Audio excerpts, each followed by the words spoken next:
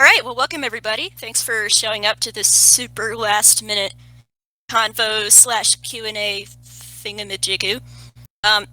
This was actually Tripp's idea, since Paul was on vacation, because Tripp and I both were having some fun going back and forth on Twitter over the question of objective morality. And this initially came out of, well, it's sort of Richard Dawkins' fault ultimately, because there was all of this resurfaced conflict over his comments on selective abortion and an Irish radio interviewer. And so then I wrote about that for The Spectator. And I was folding in some comments that Tom Holland had from Twitter, where Tom was just saying, this is all in Nietzsche. Objective human rights don't really exist. It's a theological view. So Dawkins is just being a consistent atheist by recognizing this. So I quoted Tom in the Spectator piece, but I didn't really have space in that piece to argue with Tom over the way he framed that comment. But in fact, I actually took issue with how he framed that comment. So then I circled back around to engage with Tom on that, and he pushed back, and I pushed back. And we wound up having this very long, kind of non-Twitter-ish, erudite Twitter debate, which I then compiled and put out there on Substack for people to enjoy, and then Tripp popped in here or there and kind of followed the thread. So we thought it might just kind of make a fun topic. And so Tripp, do you want to kind of, I don't know, like kind of lay out the topic a little bit? Sure.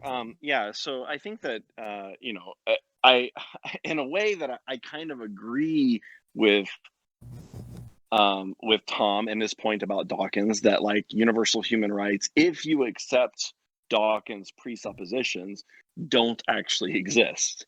And so like I understand where Holland is coming from.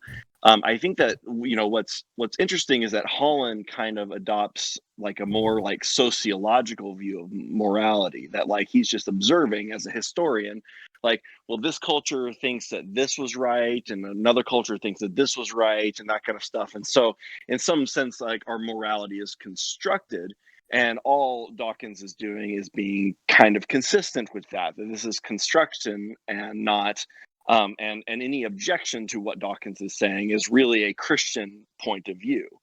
I think that's how I read the original one. Now, both Esther and I will take issue with that, because I think that assumption that morality is because we observe different cultures or different people, adhering or claiming to believe in different moralities and that kind of stuff. Therefore, it's sociological. Therefore, it's constructed. And that's really all that needs to be said about that. And that's where, kind of the moral realist philosophy kind of comes into it. And you're like, no, actually, that's not a great evidence for something be objective or not. So I think that like where we ended up was just saying, listen, like Tom Holland seems to be making the argument that if a belief is influenced by culture or the situations or the environment that a person is in, therefore it's not objective. That's the best like argument that I think that, or like that's a concise view of what I think he was saying, is like, listen, this is obviously constructed. Like if you believe this because you grew up being heavily influenced by Christianity, whether or not you're a Christian, and so therefore this is not like an objective thing in the world. This is something else. And so then I think, Esther, you got into him like, well, 2 + 2 = 4. Is that objectively true? Is it not objectively true? What if you didn't believe that? What if a different culture didn't believe that? Would that make it not objectively true? Is that actually a good argument against objectivity? What is objectivity? And so I think that like that's where I think we landed on, is like the argument seems to me to be, if there's disagreement due to culture, therefore it's not objective. Yeah, he actually weird. I mean, he kind of bit the bullet on the 2 + 2 = 4 thing as well, because he was like, well, yeah, if there were other cultures that that believed and operated under the assumption that 2 + 2 = 5, then yeah, I would say that's also a culturally conditioned subjective belief. And so it's Right. like, okay, but and when he asked me, have there ever been any cultures that believed that 2 plus 2 did not equal 4? And then I thought about it and I was like, well, our culture, like, I mean, look at the people right now on Twitter who are saying that, math is a white supremacist construct or what have you. Totally. And Well, it's like, the 2 plus 2 was 4. Like James Lindsay got that trending for a while, right? yeah, right. With that specific thing. And Yes. so Now you could say, that's just some grad students on Twitter. Well, I mean, okay, but now at this point we're shifting goalposts, I think. yeah. Go ahead. Yeah, no, I think that's right. I think that we're shifting goalposts, and there's other, like, okay, fine, we don't want to go with the 2 plus 2 plus 4 thing. Fine, okay, what about like Native Americans thinking that the world rests on the back of a giant turtle, Sure. right? Like, okay, like That's that's clearly, racist. well, I know, but that's part of the mythology. So like, I'm sure even when we're gonna say like, hey, that's the mythology, we don't need to take it literally and that kind of stuff. That's fine. But I'm sure there were people in those cultures that thought that that was more or less literally true, right? Paul And was saying, Vanderklay, I can hear now, like Jonathan Peugeot is going to come in and say, well, in some sense, you could say that sure, it sure, might not right, be but false that the world rests on the back of a giant turtle. Only yeah, in the yeah, narrow, uninteresting modernist view would it be false. Anyway, go on. Continue. no, I completely agree. And so like, taking that aside though, that's outside of the Tom Holland Richard Dawkins frame, right? Yes, They would yeah. say they like Tom Holland and Richard Dawkins will say no, that's literally false, that's objectively false, that's not what's going on. Oh boy, And literally is a word that fudges. We really got to do some oh, gardening on the word sure. literally here. I'm sorry. PVK is gone. I'm just taking this opportunity to mercilessly troll PVK, but go Yeah, on.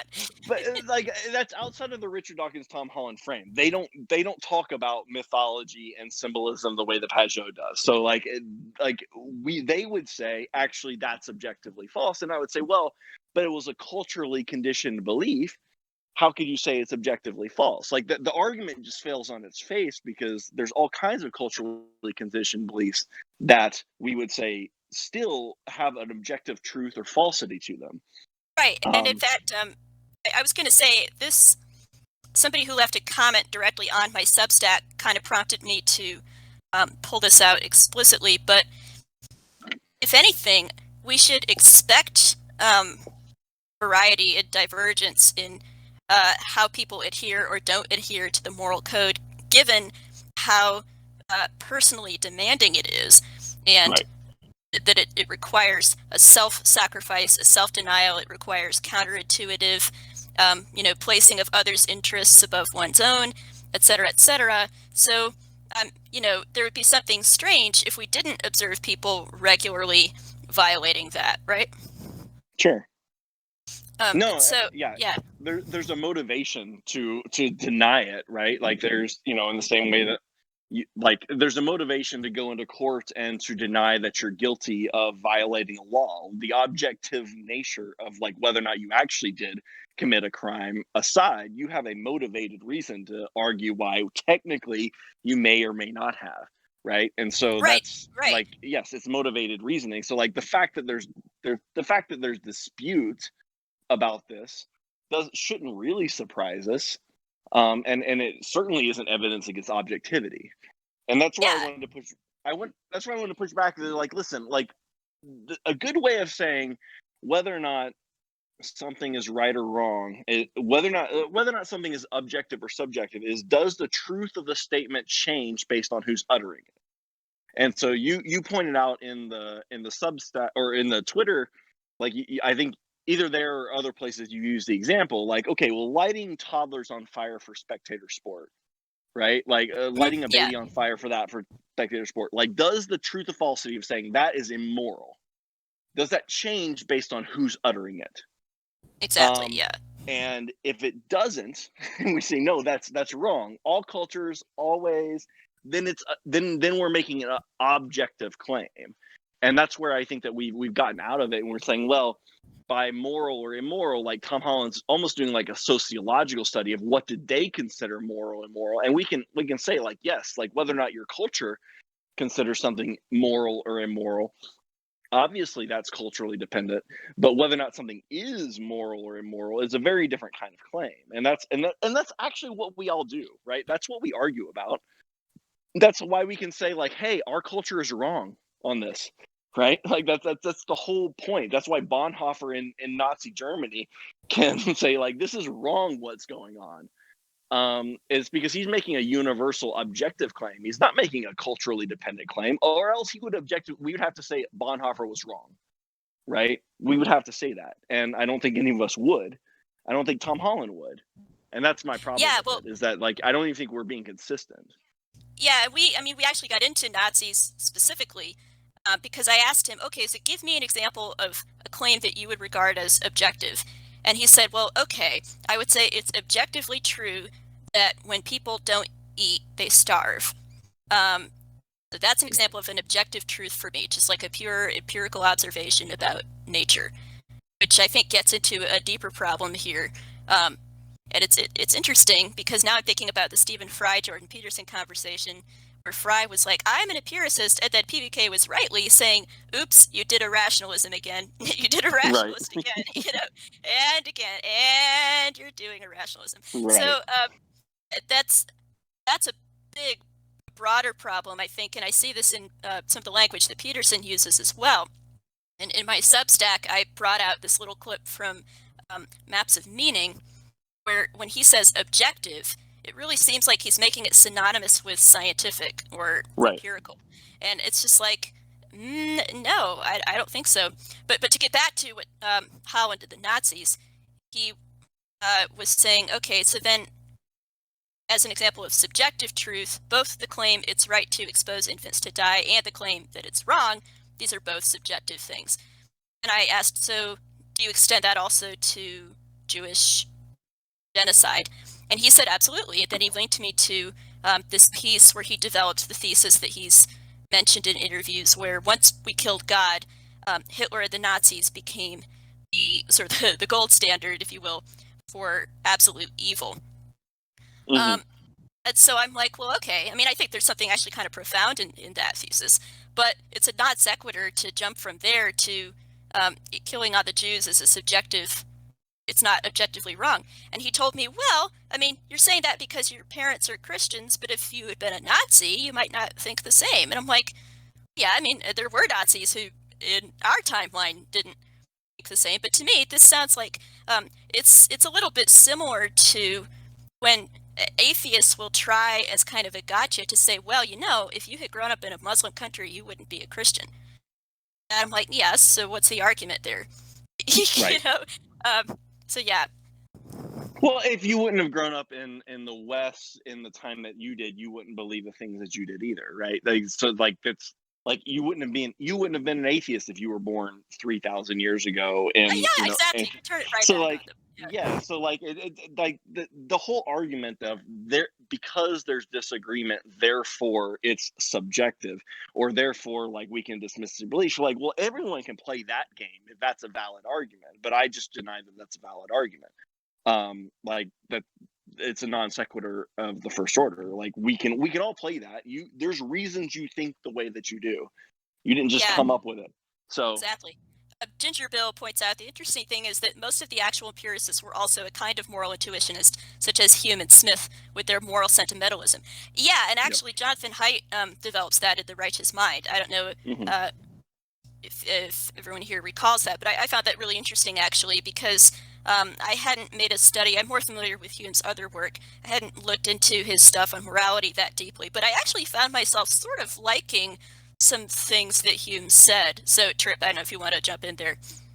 No, I completely agree. I think that Hume is both underrated in some areas and also very overrated in other areas. And the areas that he's most the areas that he's best known for are the areas that he's overrated. You know, obviously like on miracles and that kind of stuff. But yeah, no, I completely agree. Like I think moral intuition, there's a good argument there. I mean, C.S. Lewis obviously you know, plays this kind of thing up, that like, hey, we all have, like, you know, the Tao and that kind of stuff and the abolition of man.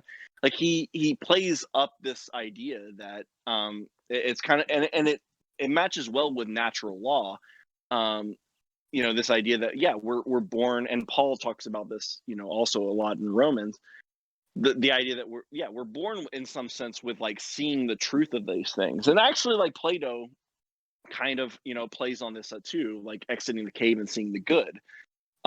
And it's like a moral intuition that we have, but that doesn't mean just because it's a moral intuition, just because like how well we see things is culturally conditioned, doesn't mean that there's not an objective truth there. Like that, the argument itself just fails. And Yeah, no, I agree. Yeah. Yeah, agreed. I have a question. So you mentioned the abolition of man. I alluded to the abolition of man in the course of this. So then there were a few other people who kind of jumped into the Twitter thread with Holland, and one said that he was trying to think of a Lewis quote that supported his idea.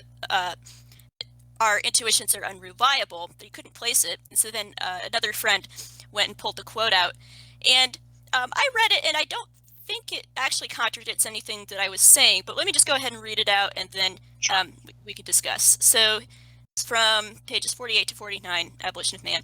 Telling us to obey instincts is like telling us to obey people.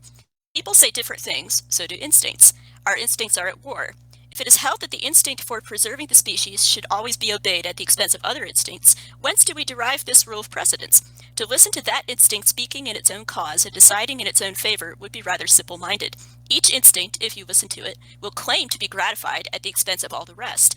By the very act of listening to one rather than the others, we have already prejudged the case.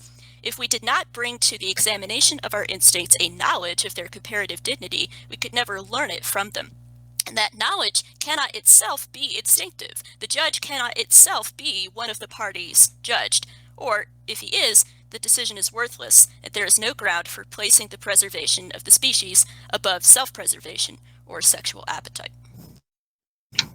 I mean, that seems to me like an argument for like there's an objective way of approaching various values. Yeah, exactly. Right. So like, it seems to actually complement what I was saying. Right. No, I think that's right. I think a friend of mine he was a former VP of like research and development. He's a math PhD from Iowa State, but he's a really strong Christian guy. He's retired now, but he was talking to me about this, and he said, "Listen, wisdom is like a dance, right? You have to know when to move forward and when to move back and that kind of stuff. It's like a really well choreographed dance is knowing when to take some of those steps."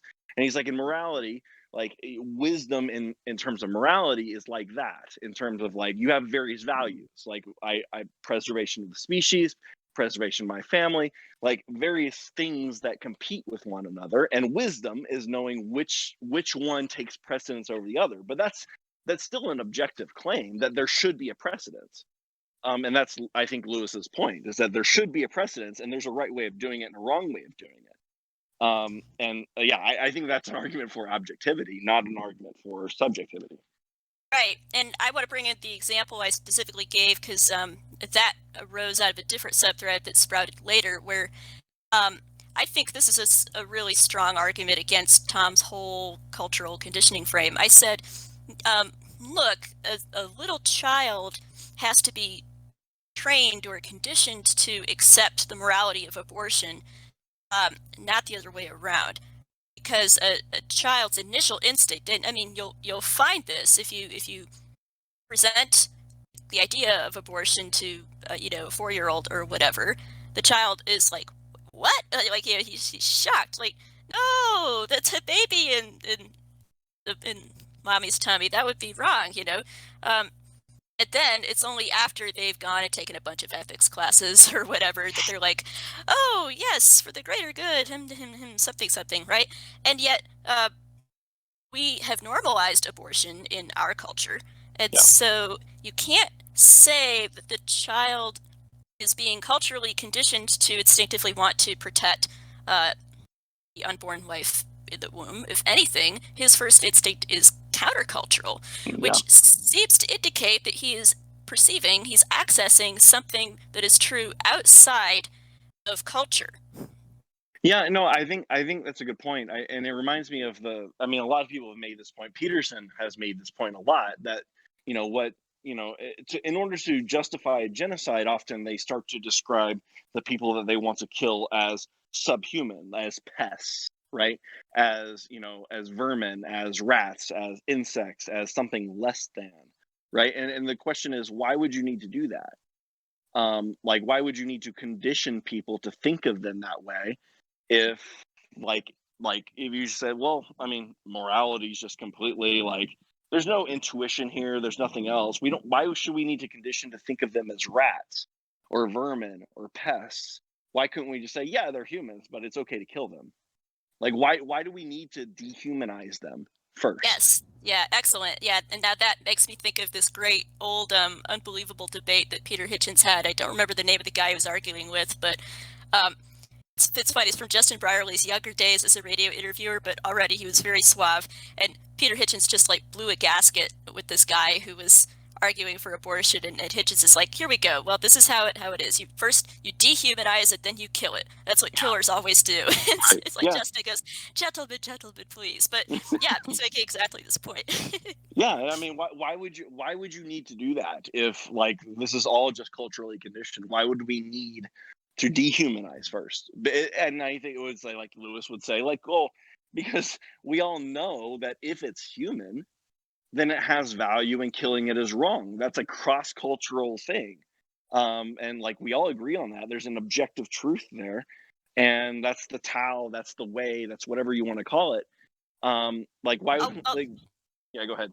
Oh, I was going to say, although I will say, I do see a mix. Like I do see people who just completely bite the utilitarian bullet and will say, well, yes, but sometimes it can be right to kill people if you've done the calculus and, crunched the well-being numbers or whatever, and it comes out the other side. Well, that's what's here. That's the Peter Singer argument, right? That's or the Dawkins argument. I mean, or the Dawkins. And I don't. Although I don't know where Dawkins lands on.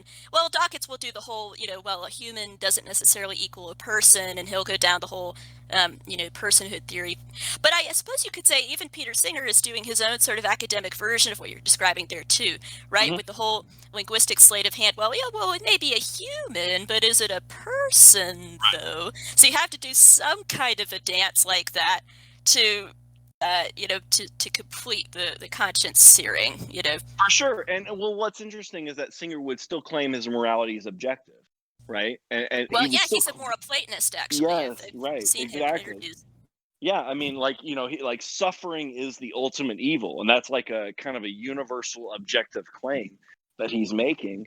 And so then he's just trying to apply it in what I think are appalling ways in a lot of cases. But he wouldn't even agree with Holland. Like he's a moral realist. Which makes him scarier. Yes, well, that's always the case, right? A real moral relativist, it's hard to get behind. It's hard for them to lead a revolution to kill a lot of people because you're like, it doesn't really matter. But it's the people who think that it's righteous what they're doing. Right. The way I put it to a friend, Tom Holland is just like, phew, I am so glad that me and everyone around me prefers chocolate ice cream to strawberry ice cream. That's precisely it. I can't really tell you why objectively. I'm just really glad. I feel like we dodged a bullet with the strawberry thing. Right. but what is that? But are you just what bullet did you dodge exactly there? Right. What's the ultimate point of it? And so, it's weird. But I mean, I've seen so many historians and sociologists approach it that way. And it's not, in a way, it's not surprising that Tom Holland would approach it that way. I was actually, I was surprised though that he seems completely unaware that moral realism is a very real debate in philosophy circles. I get that. I think just sheer ignorance on his part, because he seemed to think it's bizarre that somebody who wasn't already a Christian or a Jew, which sidetrack, this keeps going back to Christianity, but really should go back to Judaism. Anyway, he was just like, well, how could you have a discussion about this or think there was a debate if you weren't already, or that if you weren't tacitly reaching for a Christian principle? And it's like, no, this is actually quite active. The same way that you can find atheist philosophers who are mind-body dualists. Mm-hmm. So, I mean, these are live and active debates, but it's just not his field, so he's unaware, I think.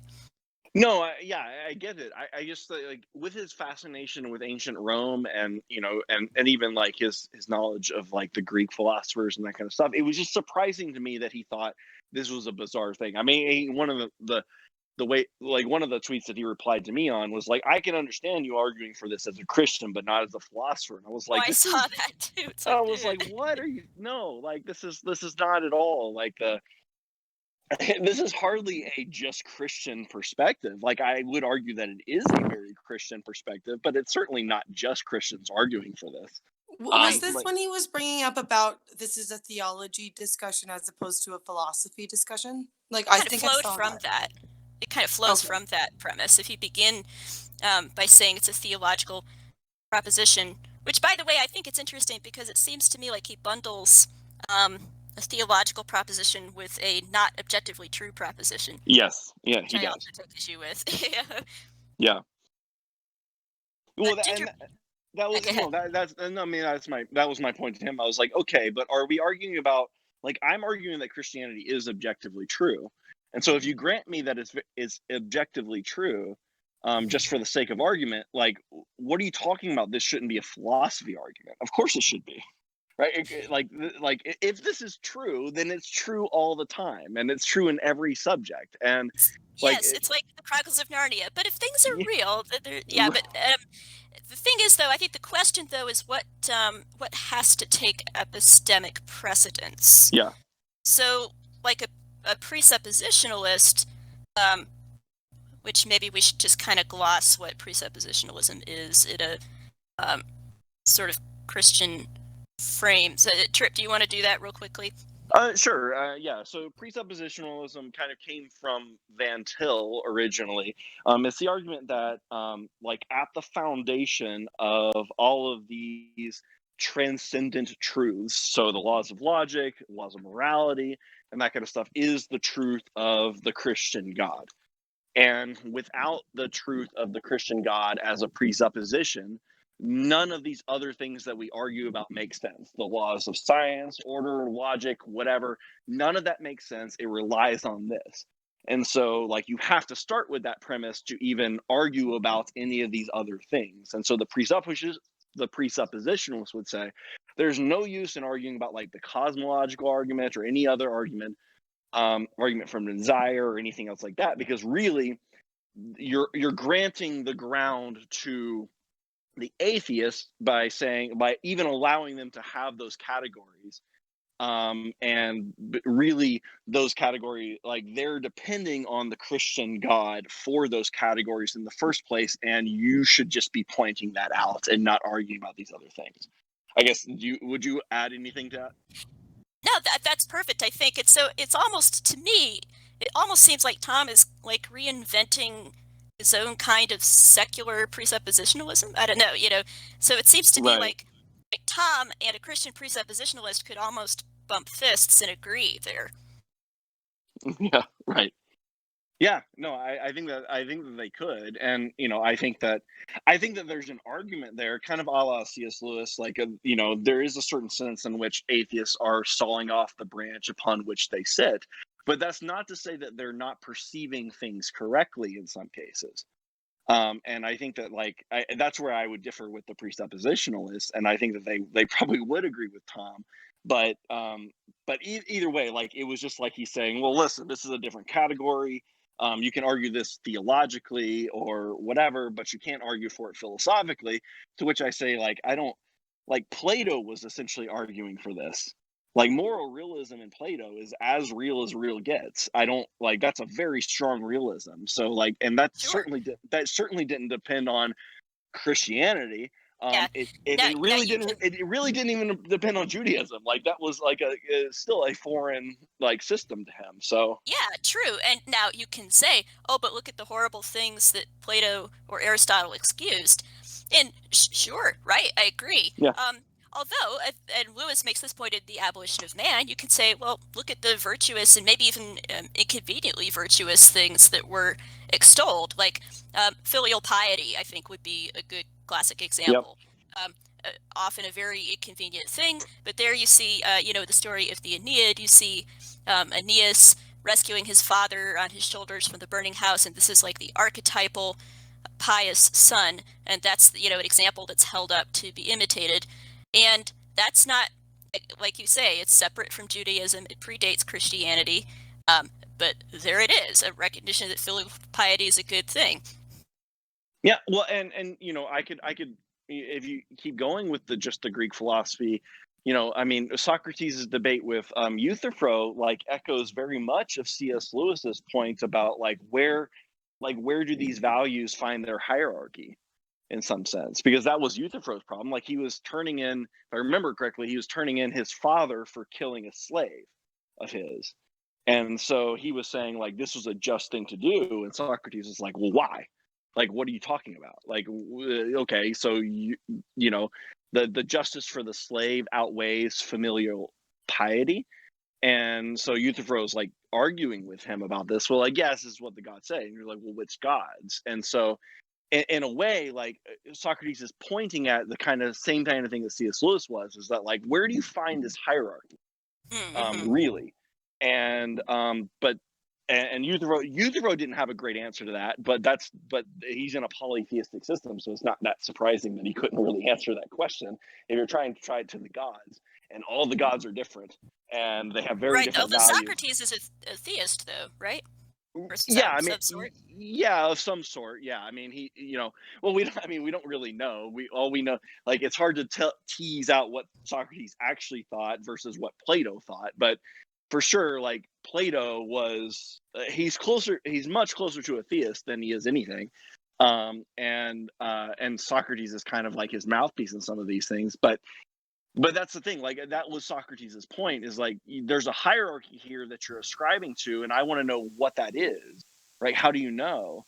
And so his is more like an epistemic question, to Euthyphro, like how do you justify this kind of stuff? But like that impetus to ask what like is the hierarchy of values and how do you make these decisions? He's asking an objective question, like how can you justify this? And like these questions, like, and that question is like a very core human question, is like how do we organize things so that we can be objectively moral and not Right. just like acceptable to society? That's the question. That's why that dialogue lasted, and that's why it hit so hard, is because we have that impulse to want to do that. That's not just a Jewish thing, that's not just a Christian thing, like we all do it. Right, and I think that there's this problem that's emerged in the wake of the Enlightenment, could say, is this narrow empiricism where people, like if everyone could get out their, you know, their meters or whatever, you know, their thermometers, their test tubes, and run a bunch of experiments and agree on something, then this is where we find our security. Ah, good, okay, phew. That's what it means for something to be objective, is that, you know, if people all run these experiments and come to the same conclusions, then that's something I can be most sure of.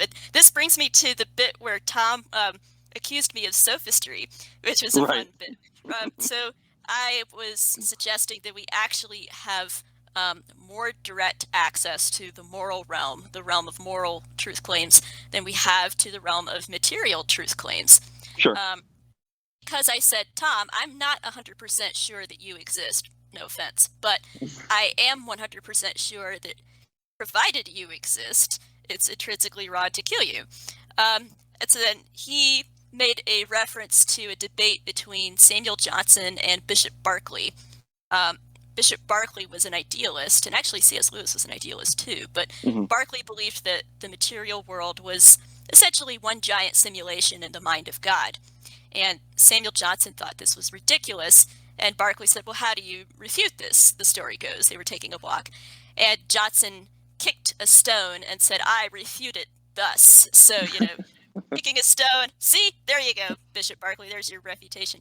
So then Tom was alluding to this in our thread, and he said, I feel like Samuel Johnson, I have an urge to kick a stone. And I said, well, I'm not claiming, I'm not an idealist myself, and I'm not saying that the problem of the external world is this big thing, like, oh, we can't really know things about external world, or I can't really know that you exist, Tom. But with Samuel Johnson, I could say that, yeah, if we're grading on a spectrum, he could be more certain that it would be wrong to pick up the stone and throw it at a dog or something. And he is that the stone actually exists. And then Tom's like, Erit, sophistry, and there's a Yeah. not. So it's like, No. okay. Yeah, no, I agree. I mean, I use a similar example. Like, you could convince, like, if I say, okay, which world is more likely? Just like play a thought experiment. The world in which 10 years from now or 50 years from now, you tell me that actually the electron does not exist, right? Electrons are fake. That was just like something that we came up with that, like, it made sense at the time, but upon more data, we now know that the electron, at least as currently conceived, does not exist. And they're like, well, I mean, it would take me a lot to believe that. Like, I'm a computer engineer. I believe like we use electrons to run these things, and so like it would take a lot for me to believe that electrons don't exist. At least like as fundamentally different as what we know now. Like, okay, fine. Can I conceive of a world though where that's true? Sure, I can conceive of a world where that's true. Like, we've changed our minds about these things in the history of science a lot. Electrons, as currently conceived, are very different than what they were when they originally conceived. Okay, fine. Could I conceive of a world in which I believed that where in 10 or 20 or 50 years, you convince me via evidence that that lighting babies on fire for spectator sport is okay? I would say no. There's not a possible world where you could provide me with enough evidence that I would believe that would be okay. Bingo, exactly. In Right. which case, like, hold on, I got this example's not good. People used to do this. okay, The go ahead. Canaanites used to do this all the time. And Yeah, you think it was bad. yeah, So right. you can't. There was a world in which people. No, that's not the question. The question is there a possible world in which that's okay? That's the question. Yeah, it's not a possible You mean world where, objectively? But I mean, the Canaanites did believe it was objectively okay, or Sure. otherwise they wouldn't have done it. Whether or not they're wrong is a different question. But like, Yeah, that's No. exactly what we're saying. Yeah, that's exactly the question. okay, all right. It's not I'm not saying do I believe that there's a possible world where someone believes that that's okay. I'm saying, is there a possible world where you could provide me with evidence where it would be okay? And I would say no. Well, that's where I took the issue, though. Like, provide you with evidence, because like the Canaanites were provided with sufficient evidence in their minds that it was okay. They were wrong, but that's because they suppressed the truth with their unrighteousness, right? That's not, but so.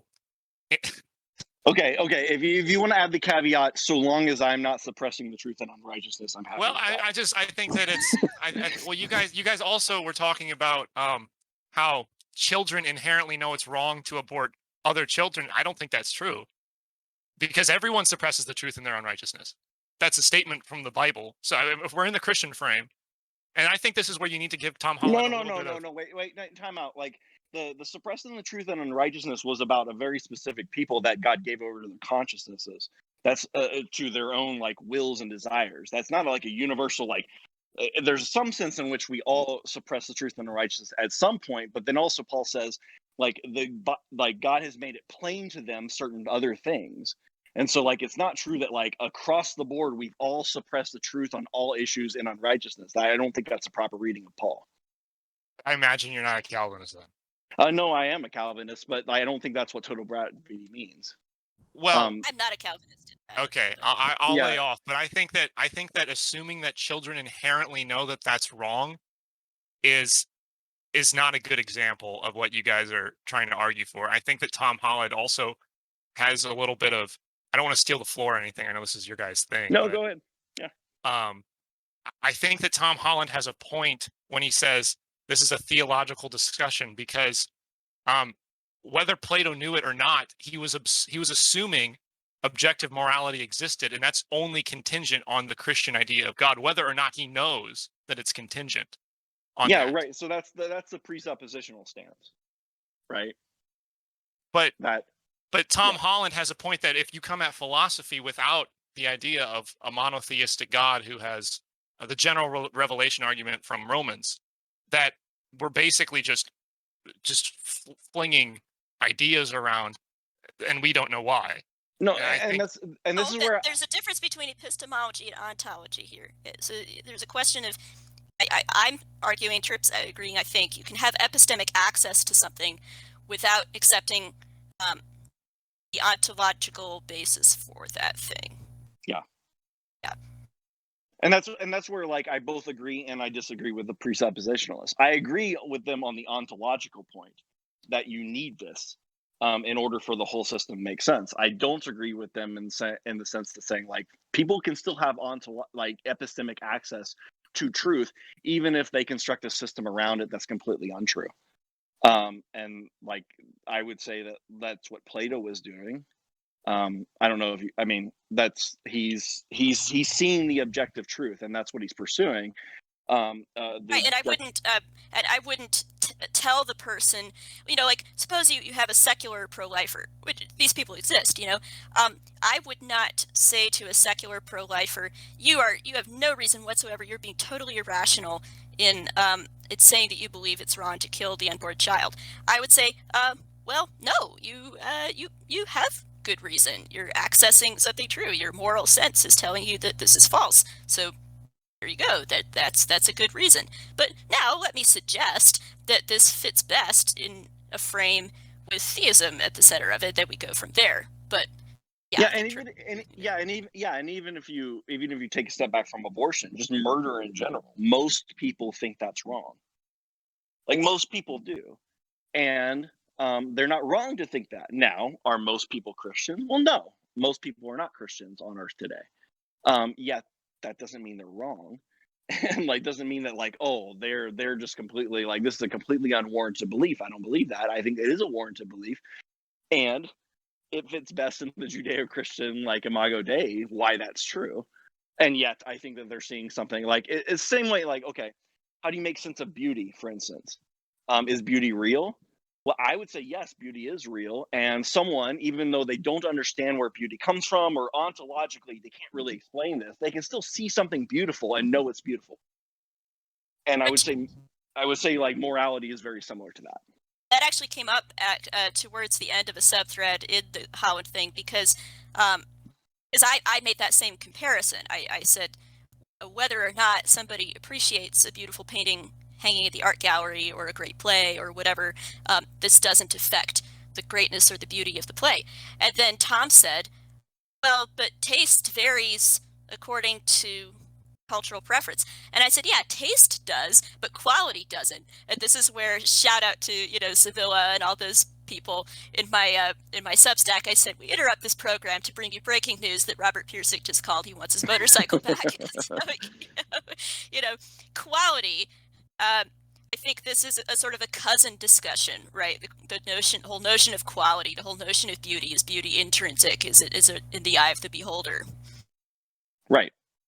Yeah, I mean, I think that's, and again, I keep going back to Plato because he's a very, I mean, all philosophy is a set of footnotes to Plato, A, and then B, he's very, you can't accuse him of being a Christian or influenced by Judaism or anything else like that.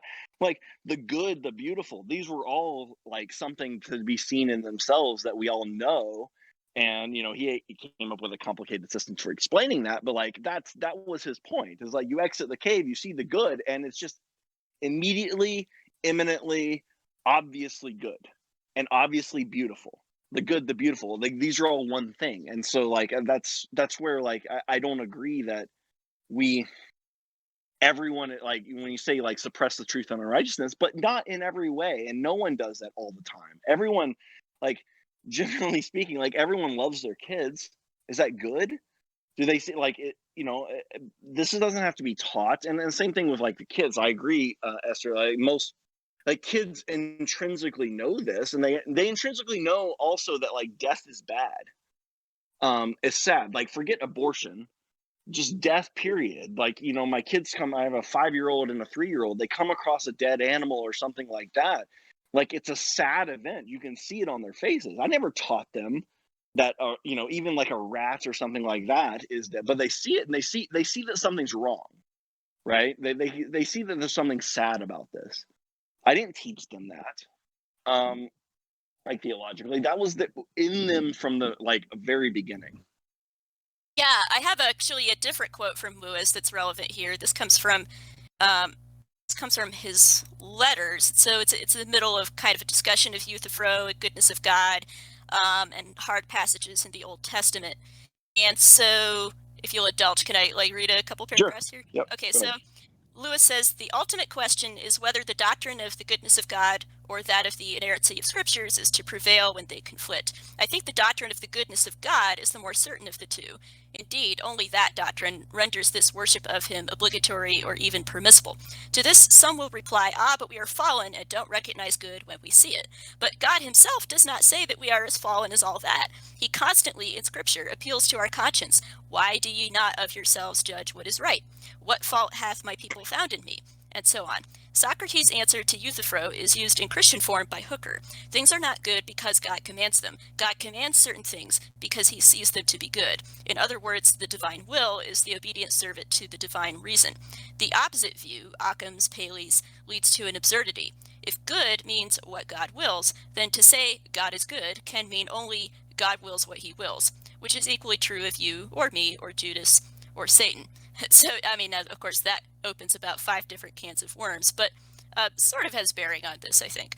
No, I agree. I think that's, I mean, that is essentially the Euthyphro dilemma, right? Is what is good because the gods will it, or do the gods will it because it's good? In the case of God, it's a little bit easier of a problem to solve. Like Euthyphro had many gods to contend with of varying natures, right, and contending wills. And so when he says that, when he asks that, you're like, well, obviously you can't answer that question. In a polytheistic context. Yes, exactly. It doesn't there's no good way of answering that question. It's either arbitrary or it's something outside of the gods themselves. But the divine reason can also be according to God's own nature, and so therefore it's not separate or arbitrary from God. It is actually part of who God is, and that's one of the reasons that he wills it. Right, And that right. is the reason, not one of the reasons. That is the reason why he wills it. And so it's eternal. It's part of God. It's not separate from God, and yet it's something that we can see clearly. Yeah. So I was thinking when you were talking about what we recognize this, that the bit where Lewis is answering the "but we're fallen and we don't recognize good when we see it" argument, I think is relevant here because I do encounter this a lot, and it always kind of makes me scratch my head, especially from a certain kind of Reformed Christian, not you, Tripp, but other kinds of Reformed Christians, almost like the way that they talk. I want to ask, so you don't think that we can have any right moral intuition? Like we're just so broken and so fallible that we have to rely completely on special revelation, divine command? Like we just don't even have a compass to speak of? Like I think that leads to a dangerous place. No, right. Well, I think that that's a bad reading of total depravity. I think that's a bad reading by there's a certain kind of Reformed person that does believe that, and I think that's wrong. And I think that there's a certain kind of Reformed person or non-Reformed person that rejects like Calvin's, like the tulip framework because of total depravity, which I also think that they're getting it wrong. Like I would say that from my perspective, total depravity, and as I read Calvin, is like every part of us is tainted in some ways by sin, but and yet like it's not completely sin. It's not like our will or our intellect or anything is so bent that we just can't see anything. We can't, like, that's not it. It's like every part of us though is tainted and needs to be kind of placed over in the hands of the Holy Spirit and God to sanctify us and help us see where we are like a little bit off. And so, yes, and that's why it is important to subject ourselves to the scriptures and not, and not trying to override them at the same time. One of the things that attests to the truth of the scriptures is the goodness that we see in it. And that comes obviously prior to the scriptures. We come to it and we see it and we like, oh yes, this is the truth. And this is like, so it's kind of like it's a little bit more, it's a little bit less like black and white. But I do agree that there's a certain kind of Reformed person that's just saying, nope, we just have to shut our moral intuitions off and just come to the scriptures, and like just blindly follow it. And you're like, no, but the scriptures take interpretation.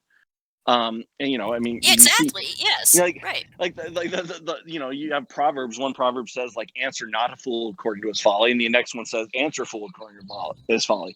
Like that takes like interpretation. What does this mean? And that's where, like, I mean, even the New Testament is very clear. Like, it gives us the Holy Spirit to go and search and see what does this mean and how do we apply it.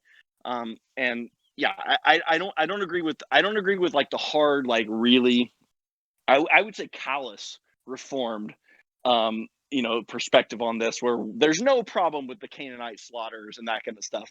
At the same time, I don't agree with the people that says like, I'm just going to reject the entire reformed framework, because I think that they're both missing Calvin's point in some way. That's my reading of Calvin. Anyway. Yeah, right. Well, and I just had a separate Twitter war over the Canaanite slaughters that kind of blew up yesterday. And I mean, it's really interesting to see kind of the whole range of people that I was engaging with, because there were some more thoughtful Reformed types who still disagreed with me, but we could have a conversation. And then others who were just coming in like, well, I mean, yeah, I guess your human emotion might be telling you there's a problem here, but, you just need better theology. And I'm just like, so human emotion is crap now. Is it like, it's so dismissive. Like, so we're dismissing our moral intuition that there's something wrong with killing babies as human emotion. Like, that's not healthy. No, I agree. And so much of Reformed theology is based on the book of Romans. But one of Paul's point very early on is that we are subject to condemnation because we did see and we rejected, right? Like that part is part of it. That, like, no, God made plain to them some of these truths, and yet they rejected it. And so you can't get rid of the make plain part either, right? And so, like, you see the truth of God created and things were good and what goodness is, and yet you rejected it. But without that part, without you seeing, clearly, then like some of the condemnation doesn't make as much sense, right? And so, like, God could just make it clear to you, and then you would see it. But like, if you didn't see it, like, how can he hold you accountable? And so, like, that's what Paul's wrestling with, is both sides of that coin.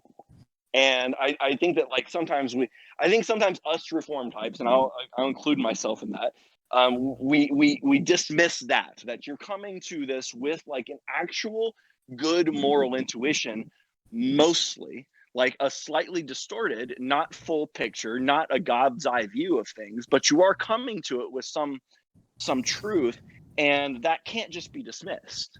You can't just say, well, ignore that. Canaanite, like, slaughter, not a problem. You're just being an emotional human. But like, no, I'm sorry. That's not like, and also it's not in line with the rest of Scripture. Like, death itself is bad, right? And so, like, the idea that this was just like, oh, there's no moral quandary here with killing children. You're like, no, actually, like, I disagree with that. I think there is. Yeah. Okay, so in the chat, Feature Bug was asking if anyone could give a one-sentence definition of total depravity. Reformed Templar Colton quoted Ephesians 2:3. Tripp, I don't know if you had anything to add there. No, I think that I kind of described it, like, as I recount. So, like, okay, let's take a step back. Total depravity is one of the 5 points of Calvinism, and it's not written by Calvin, right? Like, this was never a framework that Calvin actually came up with. It was extracted from kind of his writings and the Institutes of Christian Religion and his commentaries, but it wasn't like, he never came up with this. This was actually a response to other theological systems, and the 5 points of, like, Arminianism.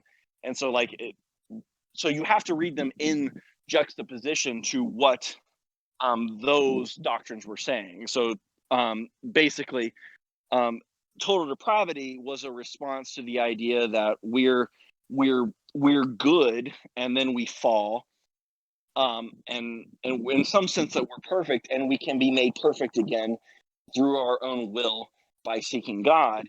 And Calvin disagreed with that we are born sinful, and every part of our nature is in some way tainted or, like, by that sin. So this is what it goes back to. He writes a lot about kind of the yeast if you have like if even a little part of the bread is leavened, it's no longer unleavened bread. And so like that's what he's talking about. It's like every part of us is tainted, has a little bit of leaven in it. It's not unleavened, it's not holy, and it's tainted in some way, and it needs to be redeemed. That's total depravity. That there's no part of us that is like completely sinless or started out sinless or anything else like that. That's not what's going on. So that I think is the proper reading of Calvin. But again, Calvin never wrote total depravity and said, here's exactly what that is. That was like a development over a longer period of time in response to other theological systems that were counter to Calvin. Okay, thank you for that little theology primer. I also want to circle back to a question Ginger Bill threw out earlier. He said, here's a good question. Morality, prima facie or ultima facie? Tripp, do you want to define and give an opinion? No, I mean, you can't say that. I guess I'm not sure what is meant by ultima facie, right? Let's define. Do you want to define prima facie because it's a Latin So thing? yeah, prima facie means just like a kind of at first glance, right? So like you say like, well, prima facie, this is an argument for X, but that doesn't mean that it is actually that thing. And so like say like, I like prima facie, the TV was on and Paw Patrol was on my my TV when I got home. Prima facie, that's an argument for my kids were watching TV today, right? But that's not necessarily what happened. There are other possibilities, and some of those other possibilities might be true. And so you say, yeah, so prima facie, that's an argument. So that's what prima facie means. And so ultimate, like, I guess maybe Bill is asking, is the fact that this is like our intuition necessarily ultimate? I guess is maybe the question. Is that how you read that? Is that like the true? Can we just take it at face value, or do we need to do something else? Bill's typing. It's going to clarify here. I think. Okay. Here's an interesting question that I've kind of kicked around. Is it necessary for there to... How do I want to word this? Would the proposition that it's wrong to burn babies in gasoline as a spectator sport still be true in an empty universe? Like, what does an empty universe mean? Well, like no babies, no people. Maybe even we could say no God, but then that's itself a question. Like, suppose that you just had God, but God hadn't created anything or created people at all. It seems to me like you would say, well, yeah, like if there were such a thing as a person who was created in the image of the all good, perfect creator God, then that would be wrong. Yeah, I mean, I can move from the Calvin to the Thomist framework on that and just say, like, yes, like being itself is good, right? Being is better than nothingness. Existing is better than not existing. And so it's a degree of perfection that's not had by nothingness. And so, yes, even in that universe where there are no babies yet, it would still be wrong to kill a baby, because once we define what a baby would be, right? Exactly. We just say like, yes, like the baby is a created being. It has existence and being and a nature and all those kind of things. These are good things. Whether or not it is made in the image of God, I would say like burning a squirrel for spectator sport is also wrong. Like I would say like, that's also wrong. So like I don't think that that's the right way. Anyway, so I think that that's even in a Thomist framework, even in the like, before the creation of time, these would also still be moral truths because of the nature of the beings that we're talking about. Yeah. Okay. That's where I go with that as well. Bill's still typing, I think. Okay, I have while Bill's typing, go ahead. can I can I ask something? Okay, the idea, the Lewis quote that you said, Esther, about the different intuitions, didn't Yes, from the you? abolition of man. Yeah. Yes. So doesn't that kind of have to do with Bill's question, the concept of we have different ones. And I remember actually Paul Vanderklay in one of his commentary videos, I think it was the one with Pajot and Peterson, and he paused when Peterson said something about this conscience thing that we would stop silence it if we could, but we don't. And then Paul was like, well, that depends. We do have different things that our conscience tells us, some pointing towards the ultimate truth and others pointing towards what we want, so isn't that sort of what to do? Well, maybe it points towards the thing that it suggests, like Tripp said about his kids watching Paw Patrol, most likely, if it was left on when he gets home, but not necessarily. Well, I mean, this is where the phrase false conscience comes from, right? Because people can get themselves into a state of thinking. For example, in my Substack, I was writing about how in Iceland, there's this entire sort of system of cultural peer pressure that's developed around women who are pregnant with disabled babies, specifically babies with Down syndrome, where everyone is saying, no, it's like you actually owe it to the child. Like the child deserves to die in a positive sense of deserving. And that it's like for the child's best good, it's for the best good of the family and friends around you. This is the morally right and proper thing to do. So then a woman could tell herself that, so then she's developed this false conscience that's telling her that it's right to do this. But then I think the very phrase false conscience kind of has built into it the notion that that there is such a thing as a true voice of conscience, which we need to then overwrite and replace. But like underneath it all is still going to be the the still small voice of Jiminy Cricket, right? And yeah, man, that's the voice of conscience. Well, but Pinocchio Right. murders Jiminy in the book, so Right. But we murder Jiminy Cricket all the time. yes. Jiminy Cricket is murdered every day. Yeah, Tripp, I don't know if you want to add something to that. Also, Bill finished typing, so we can answer that. Okay, no, I completely agree, and that's how I read Lewis, is saying like the question isn't he's not saying, well, there's no way to reconcile this, right? Like how do we balance the interest of the species versus this versus that versus the other thing. He's not throwing up his hands and saying, well, we can't. He's actually saying, no, we can. And like we do, and we all have this intuition that there is a proper way of navigating this, which points to an objective, like universal truth or way of doing it. And so I actually don't. I read Lewis as like he's saying the exact opposite. He's saying no, there is a way, and we all know that there's a way. It's hard.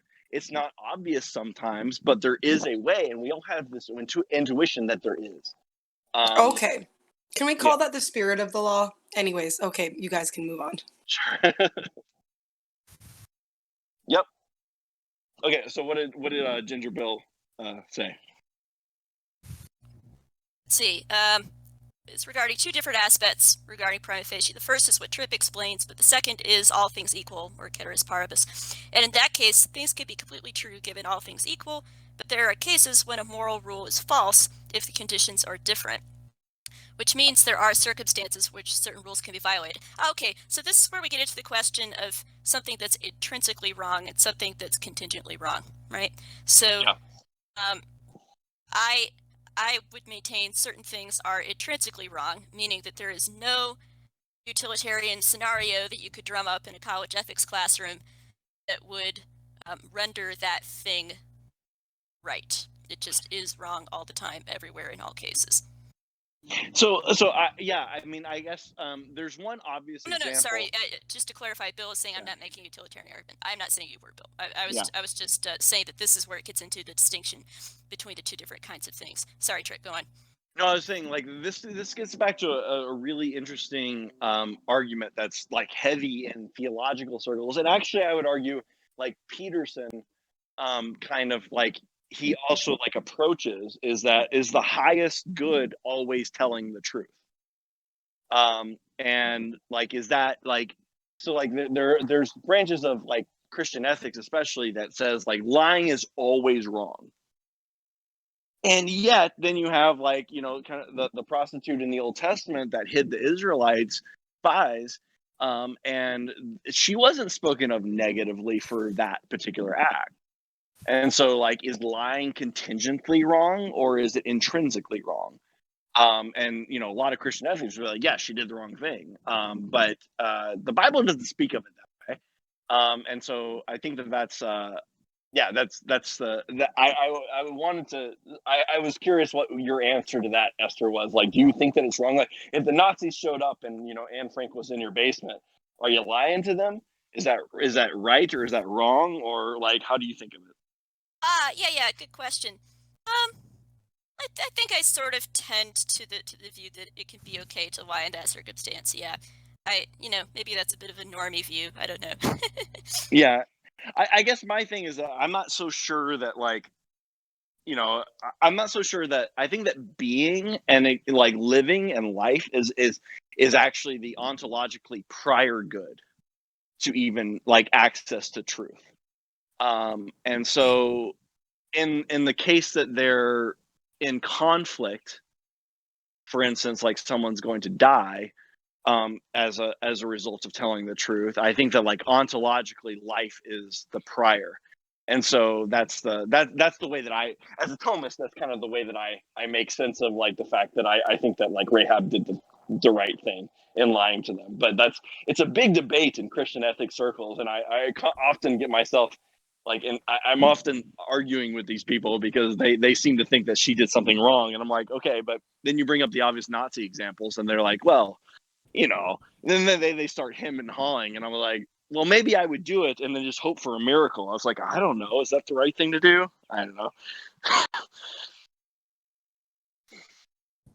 So I just in the chat here. So Bill is giving us an example of a moral rule that could be false if conditions were different. You know, killing in self-defense can be permissible, and so I said sure. So killing is not Sure. a thing that's intrinsically wrong, but murder is. Right. Nature Bug asks what's the distinction. Bill says murder is tautologically wrong. So I think I kind of, yeah, I would sort I of agree. Yep. Yeah, it's killing. It's killing when you shouldn't. Right. That's the easiest like Exactly. definition of murder. Yeah. This is why I'm sorry to drag my Canaanite Twitter argument into this yet again, but yeah, I kind of brought it in with Lewis earlier, but this is where I get annoyed when people are like, they scream Marcionite at me when I say I have a thing with this, and I'm like, dude, it says right there, the 10 Commandments, thou shalt do no murder, Old Testament God, and then over here it appears to be saying that, anyway, sorry. Yeah. Sorry to drag No, that and in. I don't think that anyone should be dismissive of those concerns approaching those texts. Like even if you don't like really feel like I have a great argument for why it was or okay or something like that, and you want to be an inerrantist, I think that's fine. I just think like a little humility goes a long way of saying, yeah, Absolutely. that's a tough one. I Yep. like just be a little bit humble and say like, yeah, that's one that I'm not sure like exactly. And you know, and then you get into like, well, okay, was Abraham and Isaac, was because Abraham was about to sacrifice his son and his son was innocent at God's command, and it was credited to him as righteousness. So we can't just dismiss that. And then you're like, well, what did Abraham think the ultimate result of that was going to be? And you know, Right, you those get kind of into that things. whole And thing, and that's, you know, and it we gets both had these. complicated. Yeah. Right. It's like, yeah, okay, I agree. Abraham and Isaac is a weird case. But here's how I kind of parse it out. You go back and forth, and so yeah, those of us who are used to being extremely online and just having like long arguments. We've had variations on these arguments 50 different times. For sure, yeah. I mean, none of these are anything new. I think that it is, but yeah, like I said, humility in some of these hard cases, because I mean, going back to like you know, we all have values. Like the Bible, you know, lists a lot of values and goods and that kind of stuff. and sometimes they're in conflict, and knowing which one takes precedence sometimes is really murky and hard. And I think just a little bit of humility of saying, like, I'm not totally sure, but that's not an argument for relativity. That's not an argument for subjectivism. That's an argument for, like, I don't have the necessary epistemic access to be like super confident in this versus the other. And just a little bit of humility, I think, goes a long way. Yeah. So to maybe shift gears a little here and maybe kind of getting back to Tom Holland's thesis, what do we think is Christianity's sort of signal contribution? Because I definitely don't deny that the incarnated example of Christ, and then you could say the outworking of the Judaic ethic into all of the world, where, okay, now it's not just that the Jews have a code of Imago Dei. Now that is being lived out outside of the Jewish community in the form of the church setting up hospitals and soup kitchens and this and that and the other thing. And that does seem, that outworking seems to have been distinctly Christian, and that it comes as a result of the example set by Christ. So I don't have a problem with saying any of that. Yeah, I mean, I think that the unique, in a similar vein, I think that the Imago Dei kind of, like, which is like ultimately the basis for almost any, for every part of our morality about how we treat each other and that kind of stuff, is the Imago Dei, right? Like, that we are made in the image of God and have inherent worth, and we're subject to a creator in whose image we're made. Right. So, like, that is like the basis for the Christian moral framework. I think it took on a new dimension whenever God literally became man. Right. Like, all of a sudden the Imago Dei wasn't just like kind of this abstract, like, what does it mean? And that kind of stuff, like, in what ways are we like God, and that kind of stuff. It became like very, very specific. And embodied in a person that we could look at and we could imitate and that kind of stuff. And so that's where I think that's the unique Christian contribution, and why the example of Jesus has been so resonant and so powerful, is because you did have that person that you could look to. You had that person that, Paul says, imitate me as I imitate Christ. You had that. And you didn't have that in the Old Testament. You didn't have that before Jesus came. And I think that's the unique contribution, is that the Imago Dei actually, in its perfection, got lived out before us and got observed. Right. Yeah. Right. And I had an interesting a bit of interaction with some of my Catholic friends on Twitter who were coming along and saying, not disagreeing with my point about objective morality, but we're emphasizing the element of conscience training, or conscience formation or nurturing. And that's very important. And, here this could be our one bone that we throw to John Vervaeke, who normally we think is out to lunch. But when he talks about propositional and versus participatory knowing, right? Yeah. So you could say that the early church modeling Jesus' example, and then subsequently us modeling the example of the early church, is the outworking of participatory knowing. That we don't just know it, we are now embodying it and living it out, and that this is how we practice. This is how we keep our conscience nurtured and well fed, so to speak. No, and I would say that is actually properly the function of the church, right? Like the big C church, not your local church, but that is the function of the church, is like to help guide. And that's why I think it's dangerous when people are like, well, I'm a Christian, but I don't go to church. You're like, you should. Actually, you should be in a community of believers who can speak into your life. And I don't particularly care. I have my thoughts on denominations like anyone else, but like, I don't particularly care. But you need to be in a community of other believers for that reason, because go back. I'm gonna plug Calvin again. You're like, you do have like parts of you, like you are tainted by sin, and being in a community of believers helps you see those parts that have been tainted. Like, how have you specifically been tainted, and how do you need to be corrected and brought back into the flock, as it were? And that's a constant in the Christian life, is kind of wandering a little bit and then Jesus bringing you back. But if you rely on yourself, then you're going to wander and wander and wander. And that's kind of the protection of the flock, as it were. So that's where, like, I think that is the proper function of the church, is to nurture those things, both like for young kids, but even for adults. Like, it's not like you can ever walk away and be like, yeah, I know everything now, and I don't no longer need the voice of the church in my conscience. Like, that's I don't think that's true. Right. And then there's a sort of a dark side of the moon here, where people who sort of have their own anti-Christian religion, so to speak, understand that you have to start forming kids' consciences when they're really young, in order to indoctrinate them, in order to get them into that frame. Right.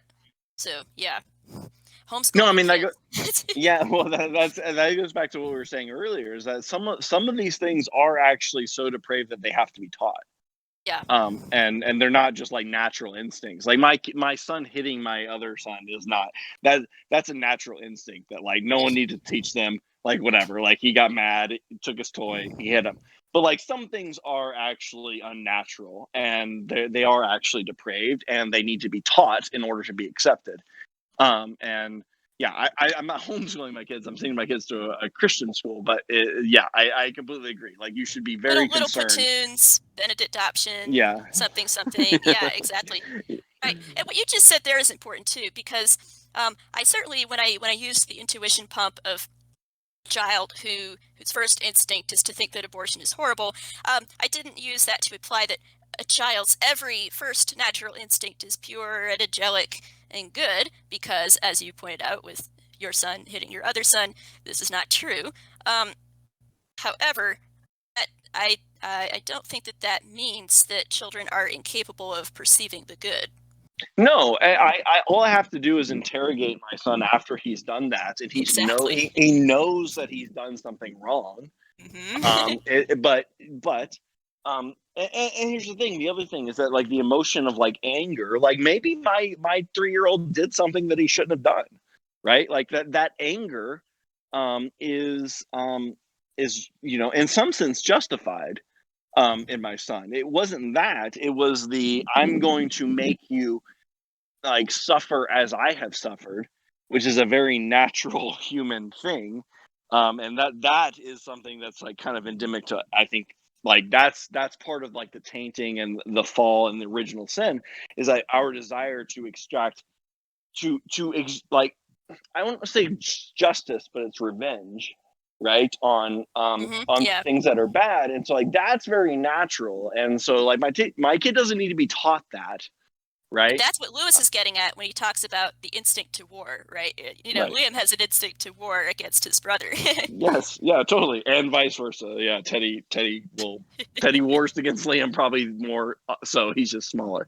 But yeah, no, I mean, I think that's, like, and that's where, like, it does need to be taught, like, the vengeance is mine, saith the Lord kind of thing. That, yes, you have a right to be angry about some of these things, and yet you're called to something higher than that. That needs to be taught. But there's some things that are so unnatural that you're like, yeah, that had to be a culturally conditioned, depraved belief, because that's not something that kids wake up just all of a sudden believing that, oh yeah, it's fun to torture bunnies. That's not something that they do. And at least, like, the vast majority of kids, like, they want to pet them, and you say, like, oh, be gentle, they get it. You do, of course, and really dark novels have been written about this. You do occasionally get a kid who is just like, oh my God, this kid just Sure. is a sadist. Like, we need to talk about Kevin, right? Right.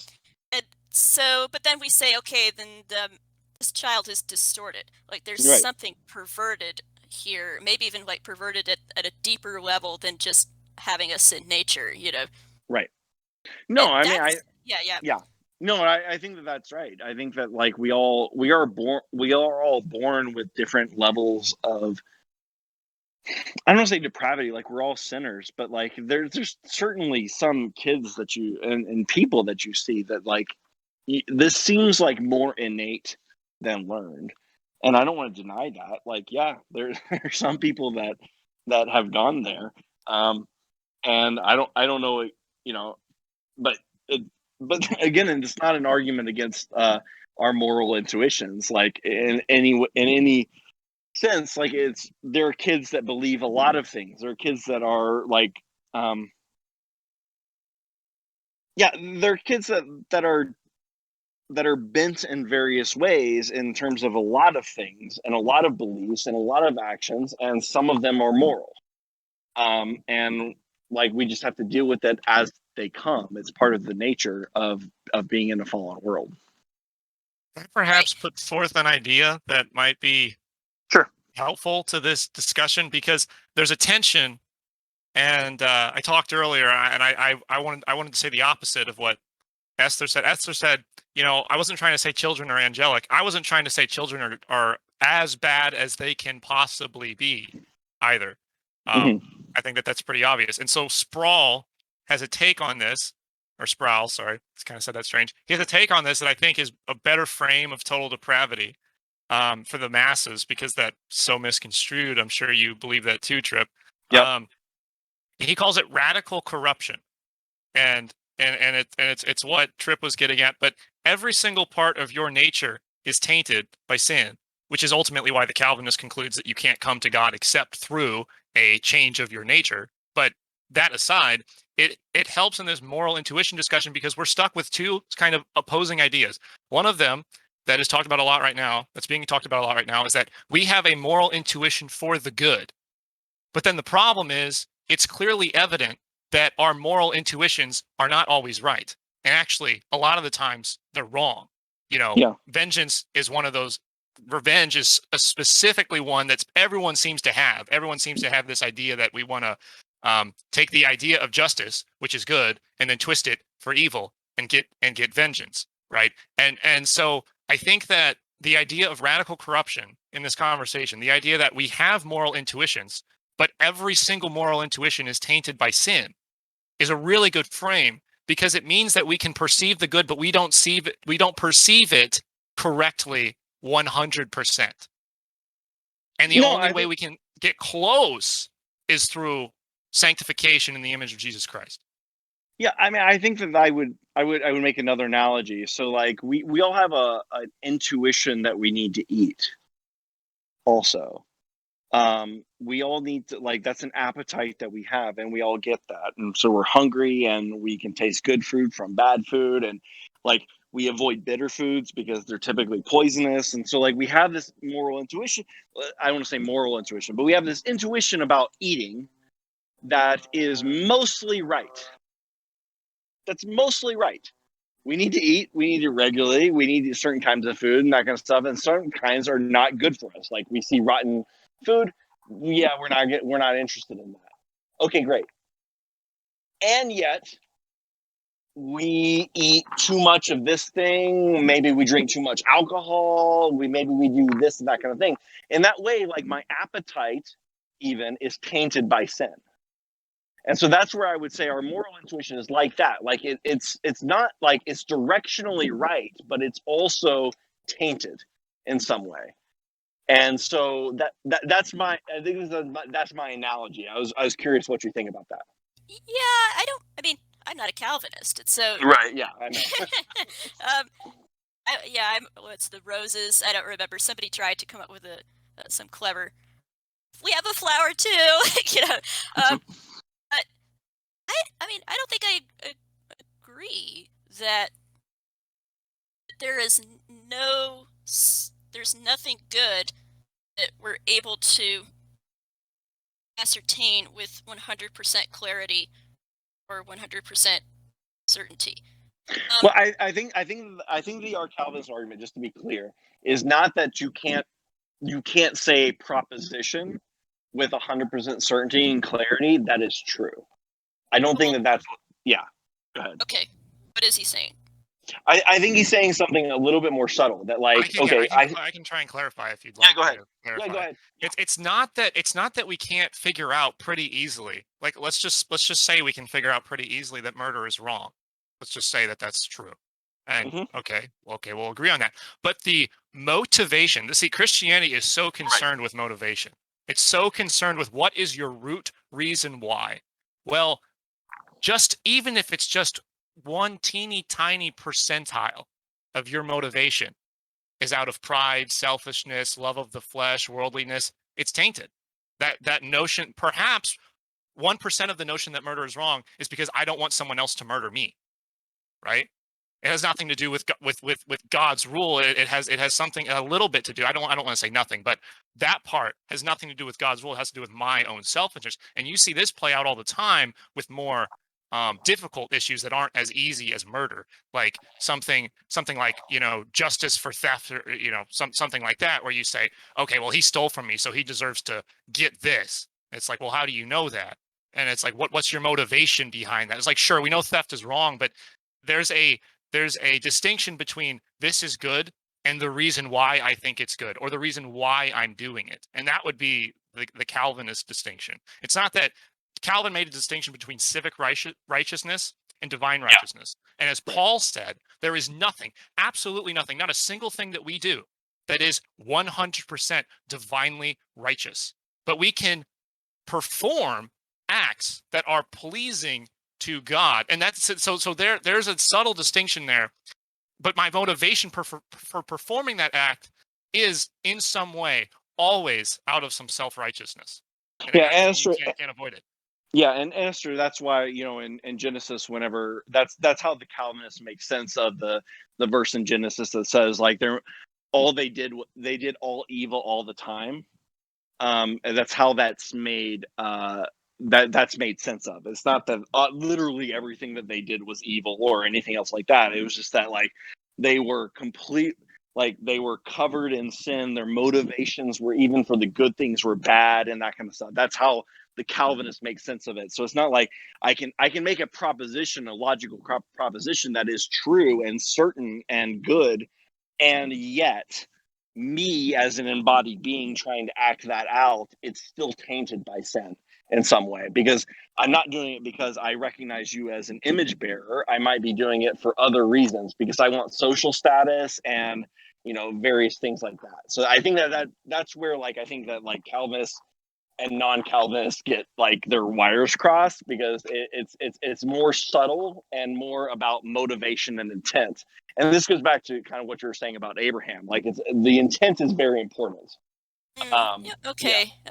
So, yeah, I mean, I could see that in the abstract, and you could you could make an interesting fiction story to write a story about, say, a pro-life activist who actually wasn't a very good guy in real life, and to some degree his pro-life activism was bound up with status seeking, a sense of pride. It's like, God damn it, I want to be a high-flying Republican, whatever, it's then that. I mean, you can see that. I mean, you can see that in. I mean, I won't name names because I don't want to make this political, but like you can see that in a lot of political commentators Sure. on both. I mean, I'm on the right, so like I'll take the right, but like I can see that with certain people that I'm like, I think this is a grift. I think that this is like not genuine. It's a matter of like, how many clicks can I get? How many views can I get? And that kind of stuff. And I'm getting positive reinforcement for it.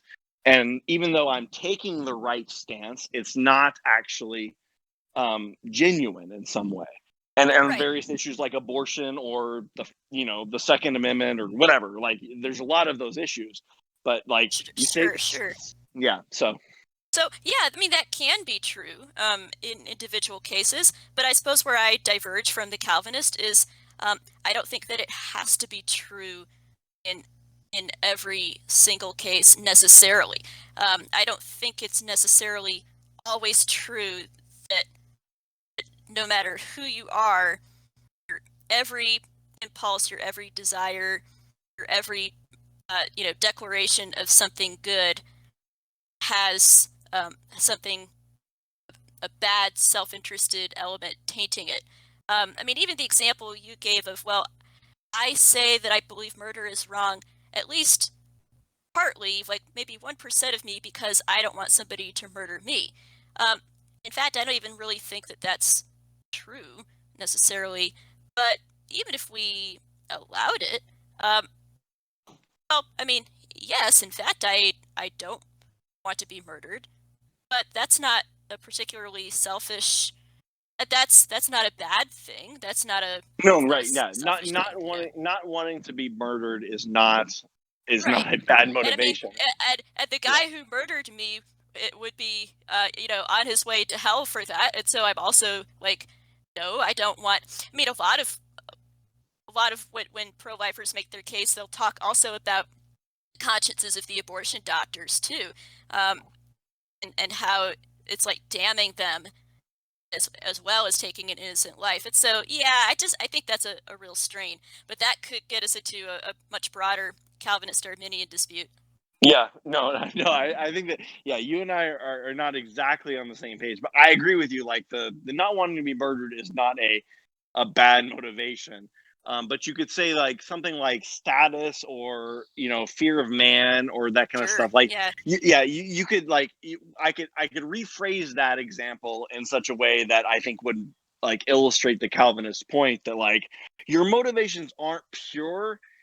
Like, okay, for instance, like I love my kids, I want good things for them and that kind of stuff. All that's good. And I give them things and I feed them and that kind of stuff. Part of my motivation is because like I just don't want to deal with them being upset about something. And like part of it is like kind of a selfish thing also. It's the minority, but the Calvinist point is that there's a part of me that also wants some. I want an easy life. I want something that's more like fleeting, that's more vapid, that's like less than what God calls me to be, I guess. And so it's like it's not like it's like an evil thing. Well, it's not an evil thing in the sense that like, oh, like I'm doing something like obviously evil. It's more that like I'm not reaching the highest good because I'm considering some of these other things that are like more vapid and fleeting and that kind of stuff. And that's why sometimes whenever you know my behavior around my kids like diverges from what I actually want to do, so like I lose my temper with them, that conflict is just like at that moment that part of me that's tainted took over. And so now I lose my patience with them, or maybe I yell at them or something like that when I lose my temper when I shouldn't have. That's where that part of me that's always present, but not always active, is taking over. And so that's the Calvinist perspective, is that like, in some sense, you need the Holy Spirit to enter into those parts of you. You need God to enter into those parts of you before you can like start to conquer them. And sanctify yourself. So that anyway, like I'm not trying to convince you of that, but I just want to like be clear, like Yeah. yeah. As an Arminian, I don't even necessarily hear a lot to disagree with Well, what you say there either. I think that a lot of like the arguments about tulip, and the 5 points of Calvinism are largely like misunderstandings about like Just each semantic position. crosstalk. Yes, exactly. I think that's more than just a small part of it. So yeah. Yeah. Well, Esther, I have to ask a question, Mhm. just real quick, because if you're a true Arminian and not a like a Leighton Flowers provisionalist or something, if you're a true Arminian, then you believe in the idea of prevenient grace. I don't want to say something dumb here, so just refresh me. So I have exactly the right definition for prevenient grace. So the Arminians were reformed, right? And they just kind of thought that the direction that the church was going was too, Gnostic, deterministic, whatever you want to say.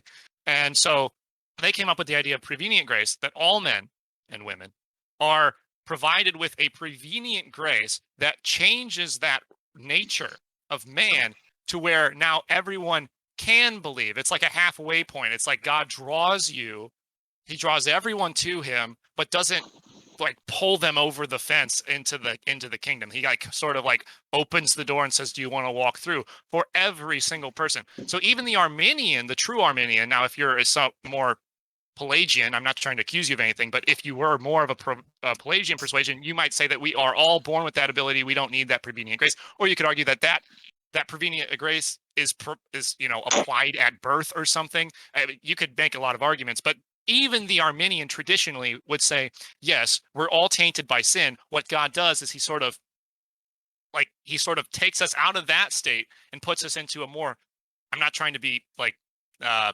demeaning, but I would call it a more neutral state where you can freely choose yes or no. And the Calvinists would say that can't happen because once God changes you, there is no human being that would resist the grace of God. And that then you get into irresistible grace. But even the traditional Arminian perspective is that you need some form of prevenient grace because of our sin nature. Yeah, that's a good question. I'd have to think about that a little more. I certainly believe that we are in a position where we can freely choose yes or no. So I mean, I've always liked the contrasting analogies, right? So the Calvinists will say that the parrot is dead on the bottom of the cage, and God has to open the cage and reach in and resuscitate the parrot and carry him out. Whereas the Arminian will say, no, the parrot's walking around it there, the cage door is open, but the parrot just might decide not to fly out. So the question is, so the prevenient grace would be in opening the cage door, right? Exactly. It would be the idea that we are because Well, because of the I want to interject. I don't know that like opening the cage door is the right metaphor Yeah, go because ahead. so I think that like because you say open the cage door, it seems external to like the thing that's walking out. It's more like in the Calvinist conception, it's more like changing the nature so that the thing wants to walk out where it would not normally have wanted to. Oh, Um, okay. and so like that's where like and this gets back to kind of our discussion a while ago on hell, that can you be in a state where you will just naturally and forever choose to reject God?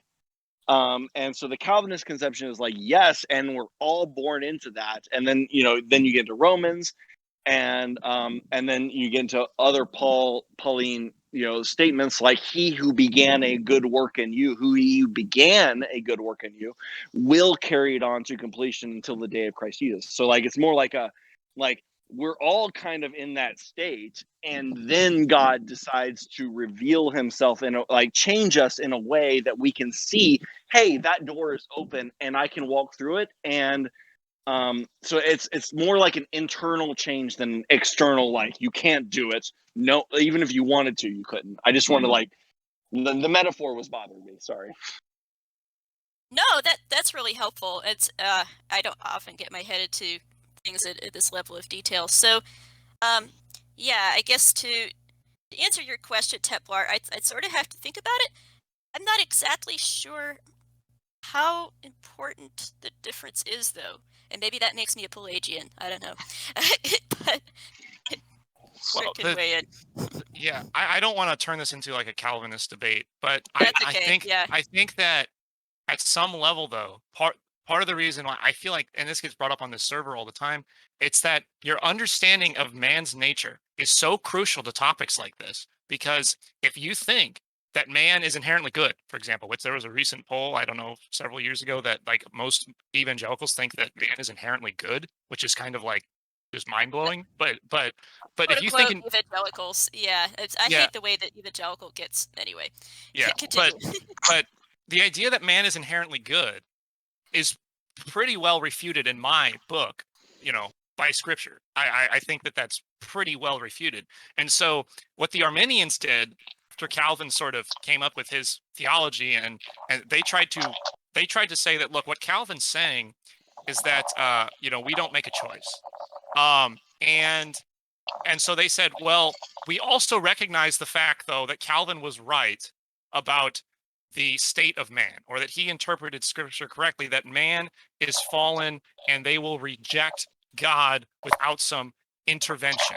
And so the Arminian says, okay, well, what happens is when God draws you near, or when he calls out to you, no one comes to the Father except through, or no one comes to me except that the Father draws him. They say, okay, well, that is like God turning your head towards him and saying, okay, now make a choice. And what the Calvinists would say is like, what you don't understand is that when God turns that head towards him, there is no human being that will resist that. How could you? And so this okay, is yeah, th- that's where I this. disagree. So this is So you would say that once a human being has the truth revealed to them, they can reject it. And the Calvinists would say once that truth is revealed, once their nature is changed and that truth is revealed, because the Arminian also believes that the nature is changed, just that truth can be rejected after it's been revealed and after you've been changed. The Pelagian, though, would Hold on a say, sec. So wait. So I mean, it would kind of be a contradiction in terms for me to say that even after your nature has changed so that you want grace, you can reject grace. So you must be referring to a different kind of change there. well, No. no, No, I'm not. no. In the Calvinist conception is that once your nature is changed, you want grace.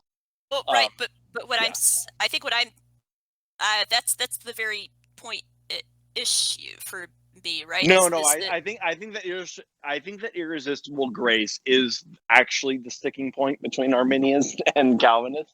okay. Yeah, I and- believe so as well. Yep. Yeah, I think that's. But then in that case, I would also reject the idea that that your nature has been turned towards grace, that your nature has been changed in a way that you want something, because then you would want something. Whereas I'm saying that God can't I think that is precisely I think where the debate needs to be had, and it's where we're getting distracted with other things in the tulip framework. But I think that's right. Like if you think that as Calvinists do that God changes you so that you do want that and you will respond to it, then it's almost like it's almost like self-refuting to deny that that's what's going to happen.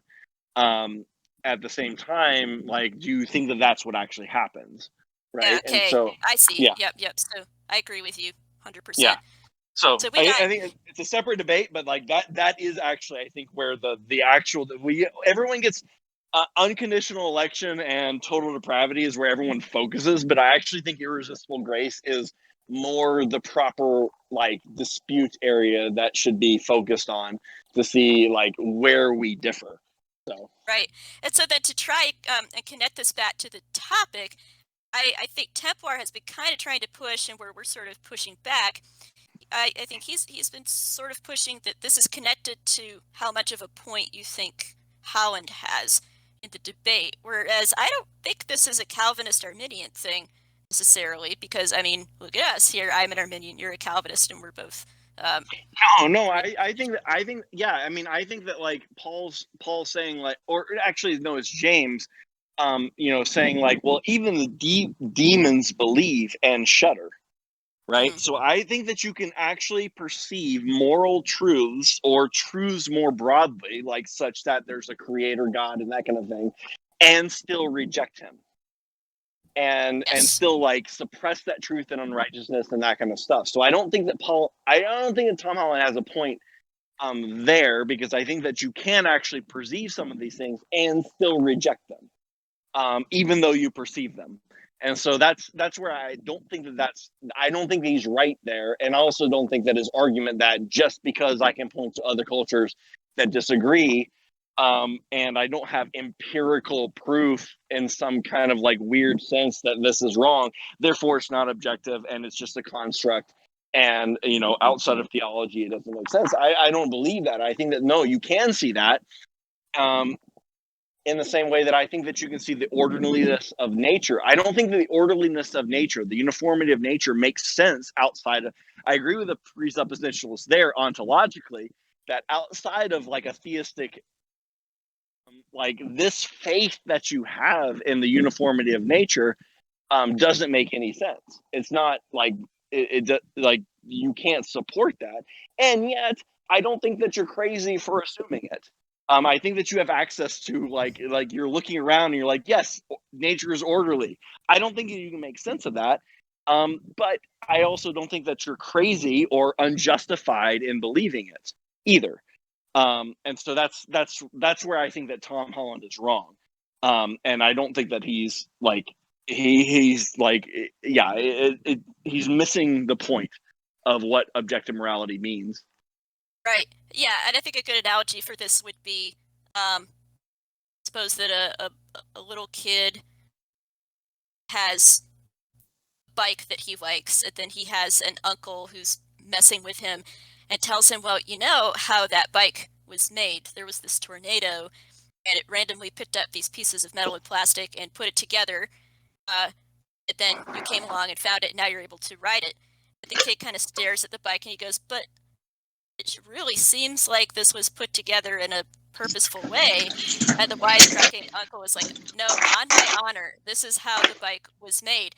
And the kid comes to have these contradictory things. So, like, there's the worldview that his uncle has given him about with this tall tale of how the bike came to be, and then there's the evidence of the kid's own eyes, an intuition that the bike was not just thrown together by a random tornado. So, which I don't intend to open up the design evolution thing, but I think that's where atheists find themselves. Right. If they find themselves still being atheist, but also wanting to affirm that human rights exist, that human beings are intrinsically valuable, et cetera, et cetera. Right. They're riding the bike, and they're not unjustified for having faith in their ability to do that. And yet they can't make sense of how there's a bike to begin with. And yeah, totally. And that's where, like, I'm kind of in between on the presuppositionalist thing, and I think you are too. Like, ontologically, we completely agree, and yet we can't say that they're crazy or wrong. Yeah, like, of course, they're seeing something real and true, and we should, like, yes, and like, like, let's keep pulling at that thread a little bit. Right, and I don't know why, but it really seems to be a powerful thing that bothers people. Like, the mere fact that there's disagreement bugs them, and I don't know. This doesn't bug me, Tripp. It doesn't bug. It doesn't bug either of us. I guess we're just contrarian by nature, to where it's like, oh no, but somebody somewhere has disagreed. I'm like, yeah, cool. So they're wrong. Yeah, I know. Like, it's a personality thing. I don't know. Right, exactly. I mean, I'm sure that makes us more comfortable with saying, yeah, okay, like, that's fine, but that doesn't mean that, this doesn't mean that this is all of a sudden a subjective argument. Like, I mean, it just conceptually, like, the number 0 didn't always exist in human mathematics, right? That was at some point culture, like, someone came up with that concept and then it applied it to mathematics. That does not mean that 2 plus 0 did not equal 2 prior to yes, that. exactly. So, right. like, I'm sorry, like, the fact that this was a cultural construct does not, cultural construct, like, more broadly speaking, like, it was a discovery of a particular culture at a particular time, or a belief of a particular culture at a particular time, is not an argument that it's not also objectively true.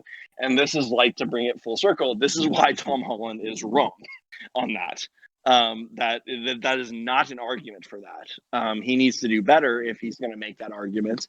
And as does, like, other people, like Adam Friended and that kind of stuff. Like, they all make these kind of same arguments. You're like, no, like, that's not at all what we're arguing about. I know, and that's funny, right? When you mentioned that in DMs, I thought, yeah, this is kind of similar to when I was going around in circles with Adam Friended. But you know, no offense to Adam, I might have held Tom to a slightly higher standard, and yet, oh, totally. I would have expected at least, like, Adam openly doesn't like philosophy. Right. So, like, I get why he would be, like, completely, like, but, like, Tom is, like, a super well read, like, he gets, like, the Greek and the Roman world, and yet he's making this argument. So I feel like, I mean, I guess we're all large, we contain multitudes in some sense, but, like, Tom, I feel like, is living in a lot of different worlds. And his world as a historian is a very, like, it's a very different the world also than what I get from him, like, when I read Dominion too. That, like, he gets how, I don't know, like, it's just very weird. Like, he's living in two worlds simultaneously, and it's very interesting to me. Yeah. Okay. So just a couple closing things from Templar. So he proposes he doesn't agree with Howard totally, but he just kind of sums up his two agreements. So first, we act on the deeply known conviction that God does actually exist. So he has a point that this is a non-philosophical issue because we're all unconsciously presuming the existence of God. But then two, he proposes that fallen nature of man will fruitlessly struggle to get close to objective truth without divine revelation. I flatly disagree with that. I don't, Tripp, I don't know if you want to. Yeah, I mean, I guess we'd have to tease out more what he means by like we will not like fruitlessly approach. Like okay, like so for instance, like in the Old Testament, Melchizedek, right, is spoken of quite highly, and yet he wasn't ostensibly worshiping the God of Israel and those kind of things, and so like and yet he was spoken of like fairly like complimentary even in the New Testament, right? Like Jesus is kind of like called the new Melchizedek, right? Prophet, priest, and king. I don't think that like we can say that like he was struggling fruitlessly. I think that like it's fruitful because the things like as we approach the good, the true, the beautiful, even in this life, it's fruitful no matter where we end up. And so like I don't I wouldn't use that term fruitlessly, and so I don't know that I don't want to like impute my interpretation on that fruitlessly in the sense that you can actually pursue some of these things and yet not become right with God. Sure. Yeah, sure. Yes, and so that's where like we would have to like get into a much deeper argument, and this is like I hesitate to like go either way with it because I would want to know more than what like about what he exactly meant there. But yeah, so like obviously like Plato was approaching like the good, the true, the beautiful in some of his concepts. Great. Is it fruitless? No. Is it enough to like be in the presence of God at the end of his life? Like that's a completely separate question. And Right. so that's Yeah. where like And I think there's a real problem with making natural law hard, I think. Mhm. And I mean the Apostle Paul himself is saying they had no excuse, right? Right. So That's the point. Yes, you yeah. have no excuse. Like Yeah, God made this yeah. plain to you and you rejected it. So sorry. Like yeah, exactly. Yeah. That's yeah. Right. Now that being said, I mean try to sort of think about how I could recast Tom's point in a way that I would agree with. And I guess I already did this, but maybe kind of rephrasing.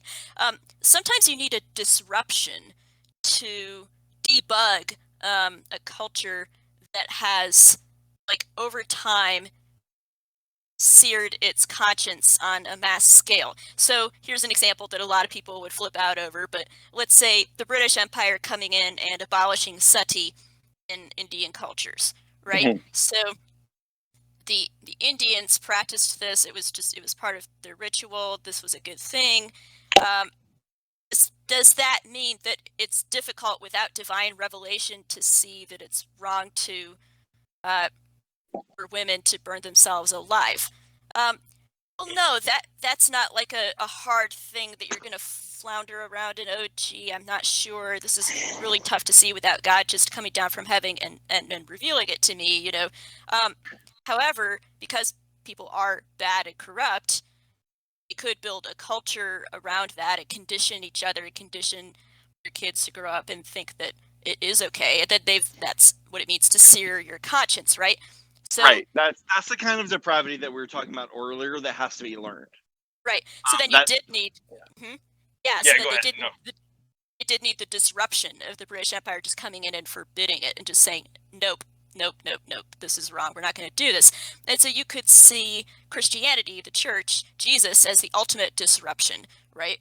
But then Right. the church disrupting Roman culture, it's saying, no, this just is wrong to expose your babies. We'll take those babies. Thank you. So I'm agreeing that there was a powerful disruption that needed to happen there, and that there needs to be these periodic course corrections, if you will, periodic debuggings. Tripp, you might like that analogy as an IT guy. Yeah, totally. Yeah, no, I completely agree. And what was powerful about Christianity was it was like a cross national disruption, right? It didn't rely on the power of the state in order to disrupt some of those things.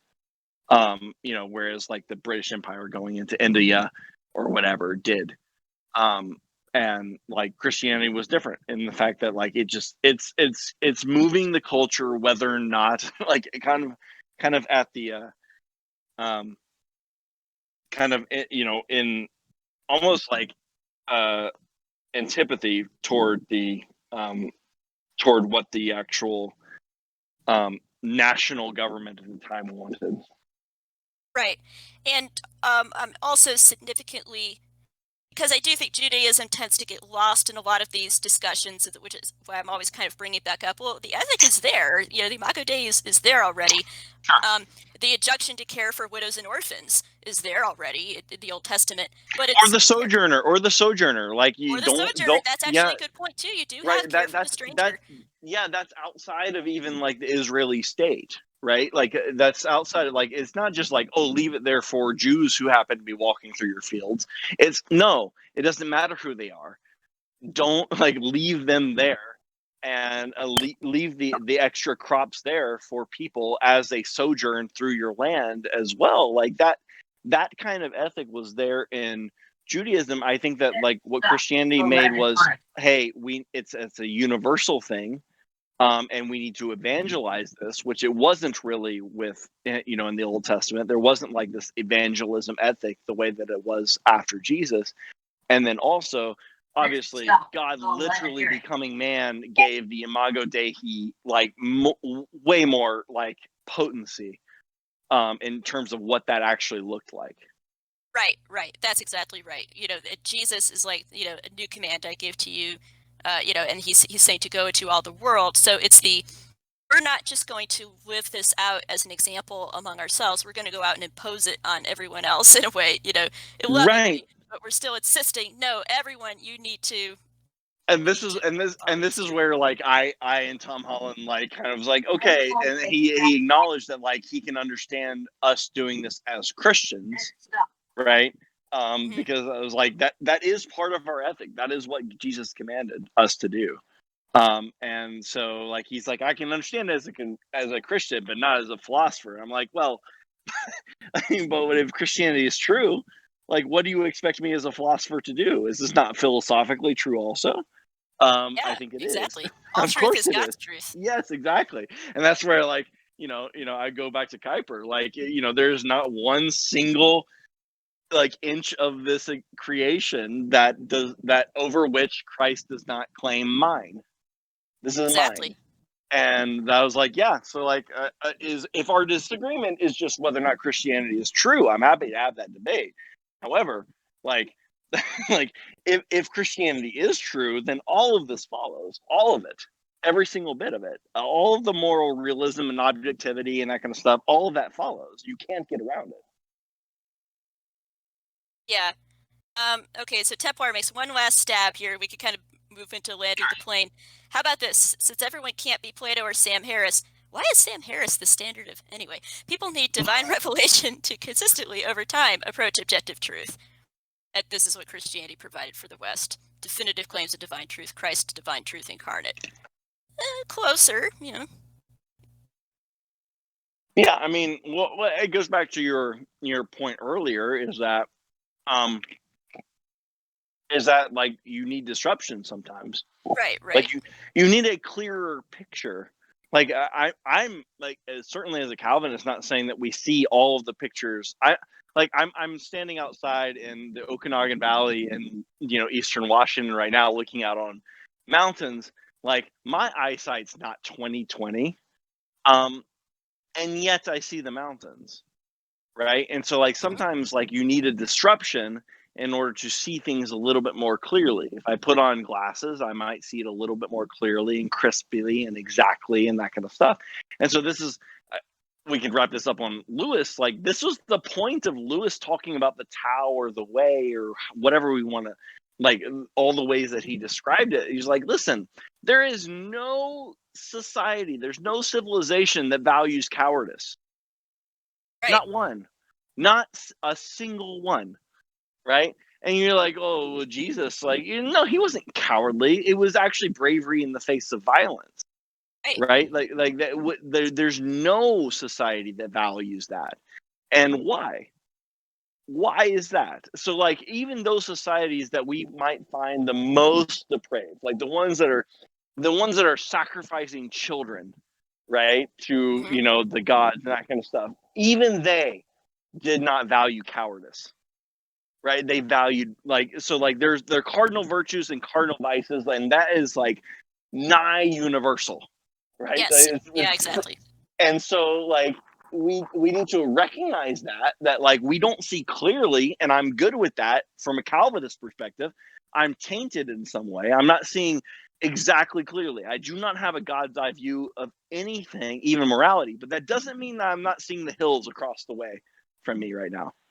I am seeing them. I'm not seeing them as exactly as I might.